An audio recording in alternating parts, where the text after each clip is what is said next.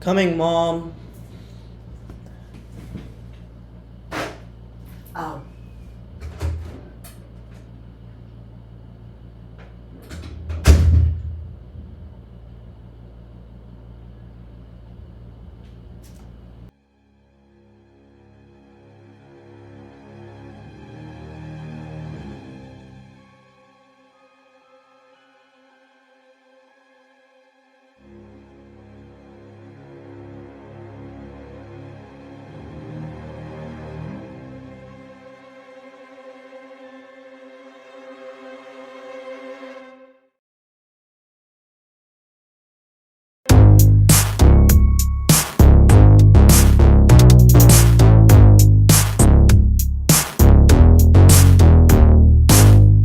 Before I talk about my robot, let me just tell you about the history and how I ended up making this robot. Skip to the next chapter if you do not care.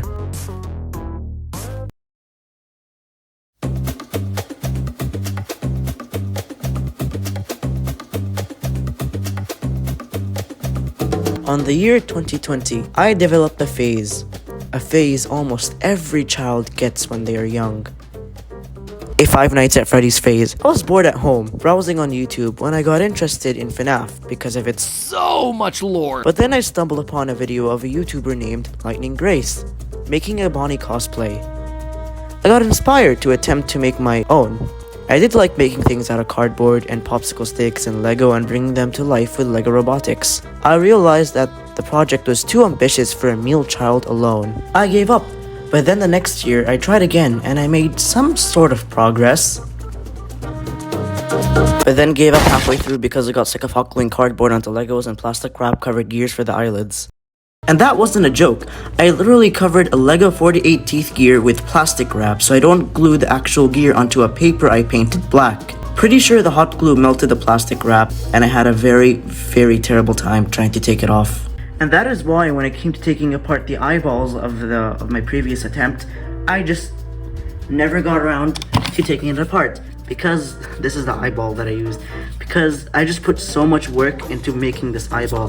Fast forward to a few months ago, I decided to try again. But this time, it would be built entirely out of Lego, it will not be based off anything, and instead of being powered by Lego Boost, it will be powered by Lego Mindstorms.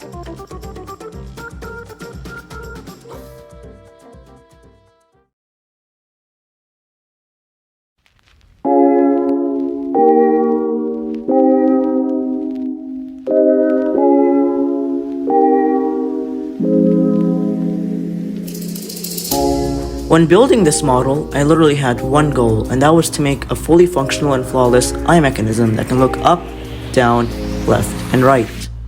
So let's start there. In all my previous attempts, the eye mechanism could only move left and right, and the mechanism I used for it was very basic. Just an axle at the bottom of each eye that are in sync with each other using gears at the bottom. It wasn't bad, but the more movement there is in a model, the more lifelike it is. So my first priority when making this robot was an eye mechanism that can move in both axes. It wasn't easy, so I had to look up how real animatronic eye mechanisms work, and I found this video by a YouTuber named Cogley, and so I tried to adopt the design that he used into Lego. And it wasn't easy, but I managed to do it. The way this mechanism works is by having two motors, each responsible for moving the eyes in a single axis. The eyes are connected on two beams, and is connected with a single pin to allow it to move freely side to side. I used the medium motor to control the x-axis. The motor drives a gear train that turns the angle of the axle 90 degrees. Then that axle is connected to a Lego beam, or lift arm, whatever that is called. There's also a lift arm connected to the eye. The mechanism uses a linkage mechanism, so when the lift arm connected to the motor turns, it makes the lift arm connected to the eye move back and forth. And so that translates to the eye moving left and right. I mirrored the mechanism for the other eye. I also added another linkage mechanism connecting the two eyes to make sure they are always in sync. I also added a rubber band to the back of the mechanism to make sure the eyes return to look forward when the motor turns back. Now for the y-axis part of the mechanism. The eyes use a piece, oh my goodness. The eyes use a piece that have an axle hole in front of it, and that allows me to add a 3x1 piece and attach an L-shaped lift arm. The long part of the lift arm is where the up and down motion will be controlled. I put a large EV3 motor under the medium motor and I connected it to a series of lift arms to basically turn the rotational movement of the motor into a linear movement while also lowering where the linear output will be. I connected an axle at the end of it, so when the large motor rotates, the axle will move either forwards or backwards. On the other side of the axle, there is a ball pin piece which connects to a ball socket lift arm, which then connects to the L-shaped lift arm. The ball socket lift arm allows the large motor to easily move the eye up and down at any position. Now for the mouth. The mouth was way simpler. I just connected an EV3 large motor to an axle that ran outside the head to connect to the mouth. We're done with the head, so let's move on down to the base. The base was the most frustrating part of the build, all because I decided to use a classic LEGO base plate. I absolutely hate combining classic LEGO with LEGO Technic, because most LEGO classic pieces have an even amount of studs, and LEGO Technic pieces have an odd amount of studs. Anyway, the base houses the LEGO Power Functions battery box, infrared receiver, and Power Functions large motor. The Power Functions large motor is responsible for rotating the head left and right. Why Power Functions, you may ask? It's because I ran out of EV3 motors. And because LEGO Power Functions is such a simple system, I swear I'm sad LEGO discontinued it. I used LEGO Power Functions instead of Boost because I could control it with the infrared remote, so I don't need to program the motor, but that did mean I have to gear down the output speed of the motor, and I really hated that process. I would disassemble the head to show you the gear train underneath to rotate the head, but I am too lazy and I do not want to go through the pain and hassle of rebuilding this, which was...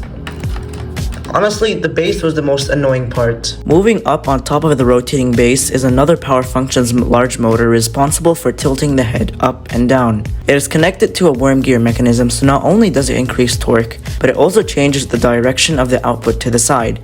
It is then connected to a series of lift arms that connect to the bottom of the head. So when the lift arm rotates, it raises and lowers the head.